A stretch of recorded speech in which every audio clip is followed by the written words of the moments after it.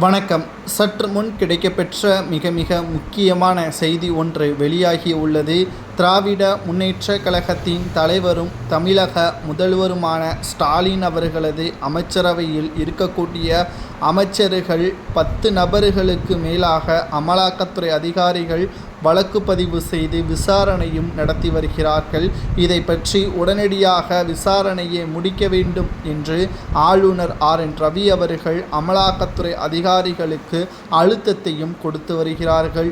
முதற்கட்ட விசாரணையில் மிக முக்கியமான அமைச்சராக இருக்கக்கூடிய நிதியமைச்சர் தங்கம் தென்னரசு, KN நேரு, பொன்முடி, அமைச்சர் துரைமுருகன் இவர்களை விசாரணை செய்ய வேண்டும் என்றும் தற்பொழுது ஆளுநர் RN ரவி அவர்கள் அமலாக்கத்துறை அதிகாரிகளுக்கு நெருக்கடியை கொடுத்து வருவதால் இன்னும் ஓராண்டு மட்டும்தான் திமுக ஆட்சியே அமைக்கும்.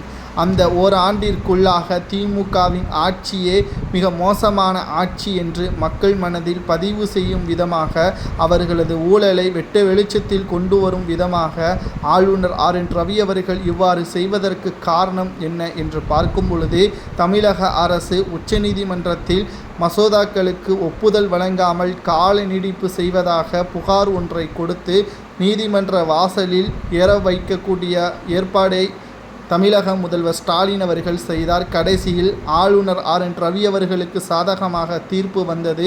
ஸ்டாலின் அவர்களுக்கு செருப்படியாகத்தான் நீதிமன்றம் தீர்ப்பையும் வழங்கியது. மீண்டும் தற்பொழுது ஆளுநர் போடக்கூடிய கையெழுத்துகள் ஒவ்வொன்றும் திமுகவின் அமைச்சர்களுக்கு மிகப்பெரிய ஒரு இடியாகத்தான் விழும் என்றும் கூறப்படுகிறது.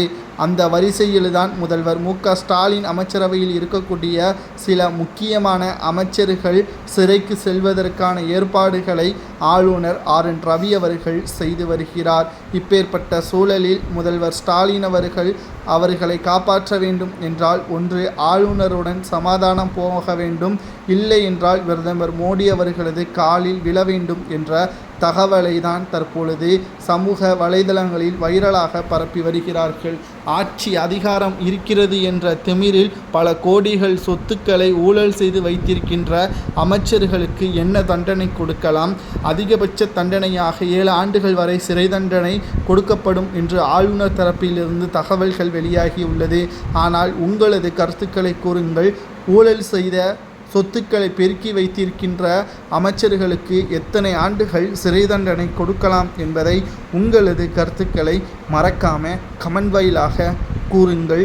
இது போன்ற அரசியல் செய்திகளை தெரிந்து கொள்ள ஒரே ஒரு சப்ஸ்கிரைப் மட்டும் பண்ணிருங்க.